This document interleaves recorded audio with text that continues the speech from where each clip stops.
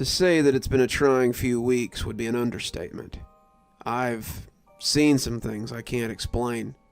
I've seen my home invaded by things that I never really believed in. I've played host to forces outside my control, and I paid the price. It brought us closer, my brother and I, and closed a gap that I don't even think I really knew existed. Even so, I'm not sure what kind of psychological damage I may have done to him in the process. If I had known how this would have turned out, I would never have let him come stay with me. I work on a farm in northeastern part of Iceland. I'm not originally from here. I grew up in a small town out of Wales, but I was a bit of an overachiever. When my school offered me a chance to study abroad, I took it. My dad raised sheep, also some cows, and had a little farm of his own, so agriculture had seemed the right way to go when my studies became more refined. My professor assured me that the things I could learn in Iceland would help better my farming prospects in Wales. That was all Dad needed to hear. He paid the fees and wished me luck on my travels. When I came back after a year in Iceland, Dad was already sick with cancer, and I was already sick with grief for the beauty of the Icelandic countryside. When he died a year later, I took over the farm and finished high school. Davin was 3, barely off the tit, and no use at chores yet. Mom had spent the year that Dad had been sick curled up in a bottle, and she never really crawled back out. It was up to the hands and me to manage the farm. For the next 3 years, we sure as hell tried. Mom, however, had no interest in raising sheep or growing crops. Dad had always been strict, old-fashioned, and had certain expectations for our mother. With him gone, she fell in with less than admirable folks who spent Dad's life insurance and any other money he had left. Mom sold the sheep, sold the cows, and when she began to sell the land, I decided it was time to go. The hands had left by then. Mom hadn't paid them in months, and I offered to take Davin, but she refused. She took him into Cardiff to stay with a girlfriend of hers, and I took the money I had saved and went back to Iceland. I hadn't heard from her since, and I suppose I would never have heard from Davin again if Mom's girlfriend hadn't called me. I'd spent the last 3 years working at Frights and Winter Chills, working as a shepherd and training under Ulf to be a breeder. The farm was where I had lived when I was there on my work-study program, Ulf and I being about the same age, and when I called him to ask if they needed a hand, his father had invited me back with open arms. I knew a thing or two about sheep and cows, but Icelandic livestock are a little bit different. The climate can be unforgiving, and I had a lot to learn about taking care of animals in that kind of place. His father, Arnar, had been having trouble keeping hands for some reason. When he realized I meant to stay, he set me up on the property and said he considered me part of his family. I never pined for Wales. This was where I wanted to be, and I spent the next 3 years working my fingers to the bone and loving every minute of it. When Tetrick came to get me in the field one day, saying someone was calling about my mother, I figured that she had died. I was not so lucky, as it turned out. When I picked up the phone, the caller identified herself as Tamara and told me that my mother had run off. My mother and brother had lived with Tamara since they had moved to Cardiff, and my mother owed Tamara quite a bit of money. Tamara would have thrown her out, but she felt sorry for Davin and let my mom mooch off of her. That was over now, though. My mom was gone, and Davin had been left behind. She couldn't keep him, she wasn't set up for that, and she had somehow tracked me down so I could decide whether I wanted to take my brother in or not. I looked at Ulf, who was hovering not too far away, and told him the situation. He told me that of course my brother was welcome here, and I told Tamara to set about the process of getting him here. A week later, I went to pick him up at the airport. He didn't run to me. He didn't even recognize me. He was sullen and confused, a 9-year-old whose world has crumbled beneath him like bad ice.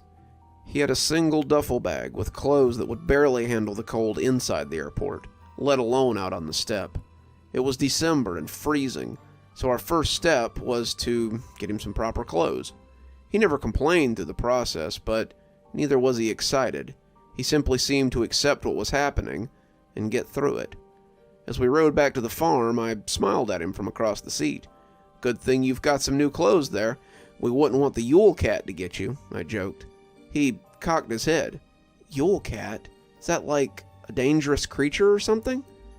I didn't think of it then, but I realize now that it was the first thing he had said to me since he told me bye when he was 6. I laughed. "It's just a story they tell around here, Lily Broder. The Yule cat comes around Christmas time, or Yule, I suppose, around these parts. He eats kids that don't have new clothes." Why would he do that?" Davin asked, interested but still a little nervous about the prospect of a giant cat that roamed around eating people. "It's something from the old times. They have all kinds of things like that around here. Does Father Christmas come here?" he asked, as if hoping for a little normalcy. "I suppose he must. He goes everywhere, doesn't he?" I said. I put a little Cockney spin on it. Davin smiled. Will he come visit us, you think?" I smiled at him, clearly taking the bait. "Of course he will. We'll get a tree and some stockings, and I bet Father Christmas will leave you all kinds of things this year." That was the 10th of December, my brother's first day in Iceland. I wouldn't officially start my journal for 2 more days, but I thought I should take this part down to preface it so that you would know that we started out well enough. We got him home and got him settled. He had his own room, something he wasn't used to. It was a little more than a storage closet with a bed and a dresser, but the things he'd brought with him looked small in that arguably small room to start with. I had told Ulf that I was taking a few days to make sure that he was settled into his new home, and we spent the first night catching up as the fire burned and we drank mugs of hot chocolate.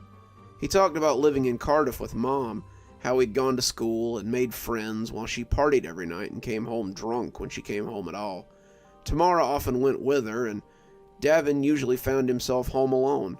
It was scary at first, being alone in a new place by yourself, but he'd gotten used to it.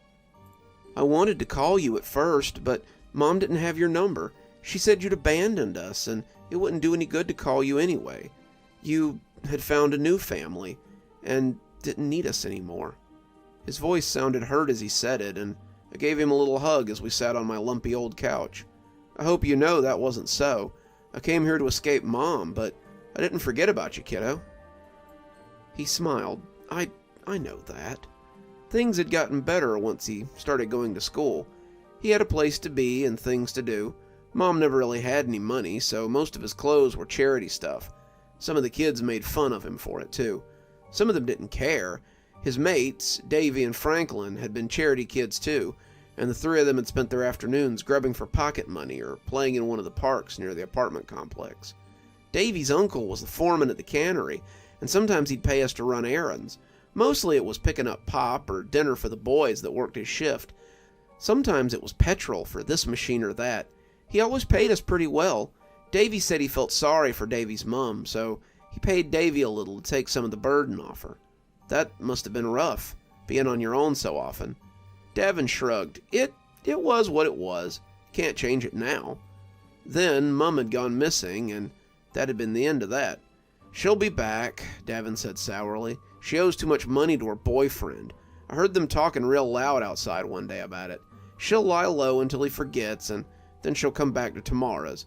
She did the same thing a couple of years ago, except not quite for this long." I let him do most of the talking to get it off his chest, and he went to bed in the wee hours of the morning after his yawns had got louder and longer. I hugged him goodnight, his sheets and bedspread brand new, and he was out before I closed the bedroom door. December 11th. I woke Davin up early and got him some breakfast. Then we went to town to find a Yule tree. Wild trees aren't particularly common, so we had to go to a tree lot and pay a scalper's price for what amounted to a stunty little fir. The tree wouldn't have done for a posh loft in Wales, but it would serve our needs just fine.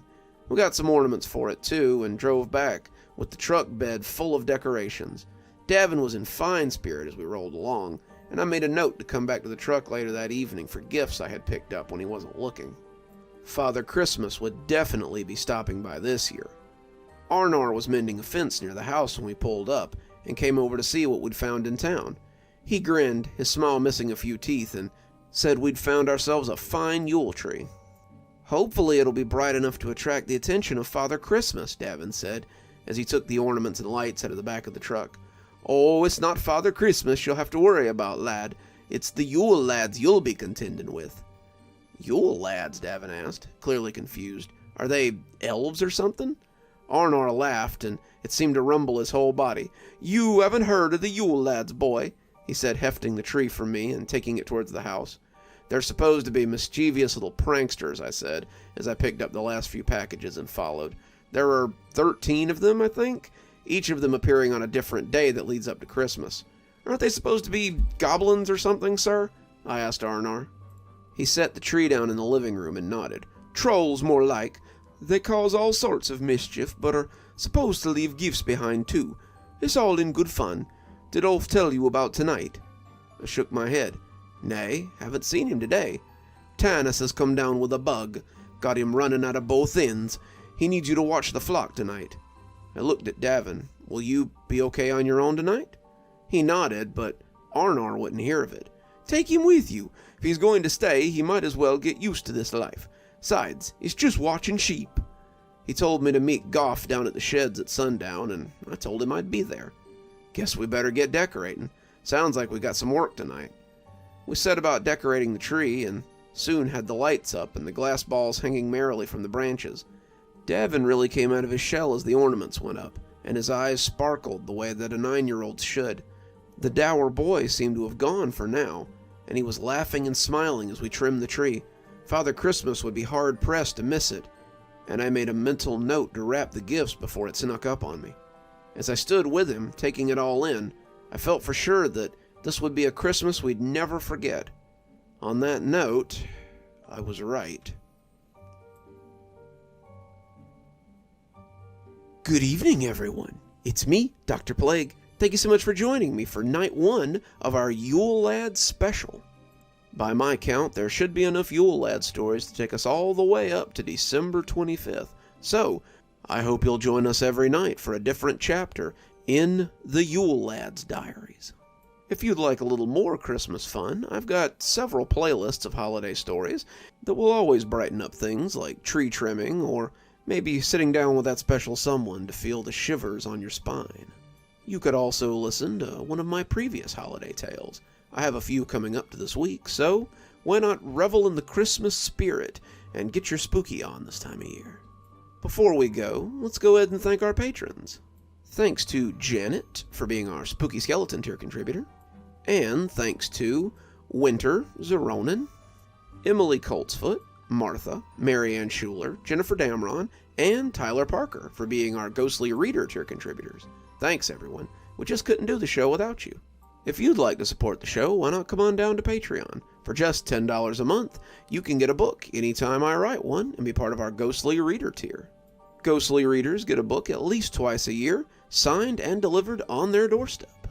If you think you might like a book, you can follow the link below to my latest book, which is holiday-themed, Fall Frights and Winter Chills, available on Amazon right now. And as always, thanks for stopping by. Dr. Plague, signing off.